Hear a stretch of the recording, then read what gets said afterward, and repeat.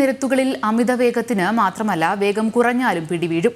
രാജ്യത്ത് കുറഞ്ഞ വേഗത്തിൽ വാഹനമോടിച്ചതിന് കഴിഞ്ഞ വർഷം പിഴ ചുമത്തിയത് 3 ലക്ഷത്തിലേറെ പേർക്കാണ്.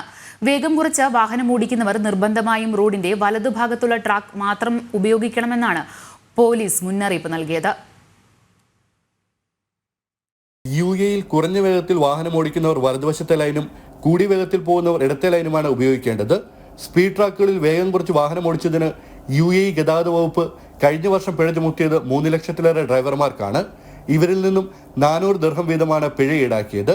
ഓവർടേക്കിംഗിന് അനുവാദമുള്ള പാതയിൽ പിന്നിൽ നിന്ന് വരുന്ന വാഹനങ്ങൾക്ക് മുൻഗണന കൊടുക്കാതെ കുറഞ്ഞ വേഗത്തിൽ വാഹനമോടിക്കുന്നവർക്കും സമാന പിഴയാണ് ലഭിക്കുന്നത്. ഷെയ്ഖ് മുഹമ്മദ് ബിൻ റാഷിദ് റോഡിലെ ഇരുവശങ്ങളിലേക്കുമുള്ള ആദ്യത്തെ 2 ലൈനുകളിൽ മണിക്കൂറിൽ 120 കിലോമീറ്ററാണ് കുറഞ്ഞ വേഗം. അപകടങ്ങൾ കുറയ്ക്കുന്നതിനും സുഗമമായ ഗതാഗതത്തിനുമായി 2023 മെയ്യിലാണ് ഈ വേഗപരിധി നിശ്ചയിച്ചത്. പ്രധാന ഹൈവേകളിൽ 140 കിലോമീറ്ററാണ് പരമാവധി വേഗം. ആദ്യത്തെ 2 ലൈനുകളിൽ 120 കിലോമീറ്ററാണ് കുറഞ്ഞ വേഗം. കുറഞ്ഞ വേഗത്തിൽ പോകേണ്ടവർ 3ാമത്തെ ലൈനാണ് ഉപയോഗിക്കേണ്ടത്. ഇവിടെ വേഗപരിധിയില്ല. ഇത് സംബന്ധിച്ച് മലയാളം അടക്കമുള്ള ഭാഷകളിൽ പോലീസ് ബോധവൽക്കരണവും നടത്തുന്നുണ്ട്.